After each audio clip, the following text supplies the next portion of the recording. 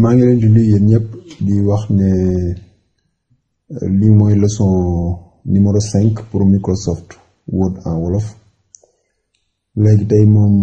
pour vidéo bi mise en page laa leen expliquer parce que moom tamit lu am solo la. léegi nan dem ci application Microsoft Word am na benn document bees mu ubbi. léegi mise en page mooy bouton bi ngeen gis ni mooy après mooy troisième bouton bi quoi ci ruban bi daal. léegi mise en page moom mën naa xam ne sax booy soo commencé créer ce document foofu nga war a njëkkee sax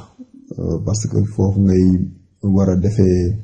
xool page bi ban forme nga bëgg mu am ko. par exemple mën nga ci yokk li ñuy wax filigrance benn genre kii la benn genre bind lay doon boo xam ne day traverser page bi. par exemple mën nga jël fi benn exemple rek comme nañ bindee fi exemple ngeen jël gis nga ni exemple. léegi filigrance bi mën nga jël fii benn filigrance mais au lieu que nga ko jël mën nga jël boo xam ne c'est personnalisé filigrance personnalisé comme ça ni boo ñëwee fii mën nekk image su la neex mën nga jël image fii mais bu dee image après yow yaay dem nga sélectionner image bi nga bëgg ci sa ordinateur par exemple boo defee ni sélectionner mu indi la image bi nga bëgg sa ordinateur par exemple mën nañ jël fii image clavier ainsi de suite après ñu def ok voilà gis nga ni clavier image clavier bi day apparaître comme filigrance ci kii bi. su la neexee mën nga ko changer au lieu que ngay jël clavier mën nga jël texte par exemple bu ñuy fi texte après au lieu que texte bi xam nga pour ñoo lañ bind fii exemple la rek mën nga def par exemple mon logo li ay exemple nga leen di wan rek mais yow mën nga bind foofu la neex yaa xool la arrangé quoi. voilà gis nga ni day moo logo bi day traverser page bi. léegi loolu dafay permettre say document nekk loo xam ne dafay nekk loo xam ne dafa identique ak yow daal. par exemple bu nekkee da nga am benn société wala yu demee noonu mën nga jël nom société bi sax nga def ko ci comme ça ku gis page bi xam ne yow page bi ci sa entreprise wala sa société bi foofu la jógee quoi. page bi tamit su la neex mën nga changer couleur bi par exemple mën nga changer couleur bi mën nga def couleur bleu wala orange wala yaa xool la neex quoi. par exemple mën nga def fi couleur bleu voilà ainsi de suite. léegi mën nga tamit par exemple mën nga changer orientation bi par exemple actuellement portrait la portrait mooy bi nga xam ne di taxaw nii nga xam ne hauteur bi mooy sut longueur bi. bu dee paysage longueur bi mooy sut hauteur bi quoi comme ni nga gisee nii li mooy forme paysage. léegi yaay xool bi la arrangé nga jël ko par défaut lu ci ëpp nag portrait moom la Microsoft di ñëwaale quoi mais bu la neexee mën ko changer def kii. mën nga changer tamit taille page bi par exemple page bi lu ci ëpp par défaut tamit A4 lay doon. bu nekkee ne da nga ko war a imprimer nga bëgg au lieu que mu nekk A4 mu nekk par exemple A5 par exemple mooy demi page yi quoi bu dee A4 A5 mooy demi page am bu dee A3 moom mooy double page am par exemple mooy A3 mooy page yu ngand yi yooyu yëpp mën nga xool yow li la arrangé par exemple boo cliquer fii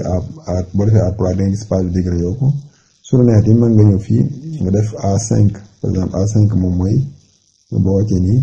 voilà A5 moo nekk nii gis nga daf la jox dimension bi sax voilà boo cliquer moom tamit dafa ko jox sous forme de portrait yaa xool bi la arrangé quoi ainsi de suite. loolu daal lu am solo la yoo xam ne ni marge bi mën ko changer marge parce que page day am marge quoi gis nga ni marge par défaut bi 2,5 centimètres la 2,5 centimètres côté gauche nga xam ne côté yooyu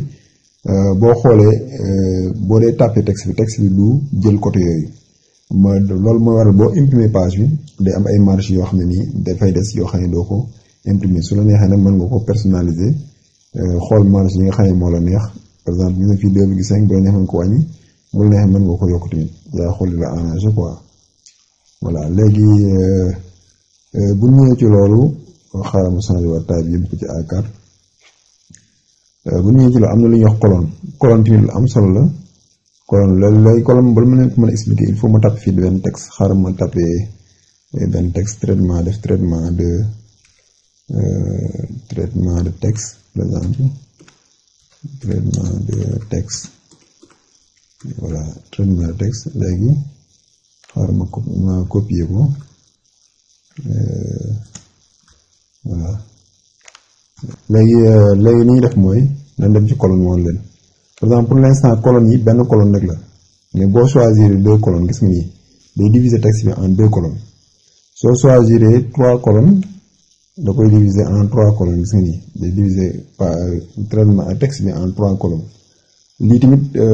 mën na am mën ngeen ko soxla mën ngeen ko ñàkk bañ soxla mais fii ni ay exemple laa leen di wan yu concret yoo xam ne da ngeen ko mën a utiliser quoi lu colonne bi loolu lay jëriñ quoi loolu lay jëriñ grosso modo daal loolu moom moo nekkoon li nga xam ne nii mooy mise en page bi li ngeen ci gën a soxla pour def seen traitement de texte yi moom bu ngeen di soog a tàmbali comme débutant ngeen mën ngeen ko soxla te vraiment mën na gën a rafetal seen traitement de texte quoi maa ngi leen di jaajëfal bu baax na jërëjëf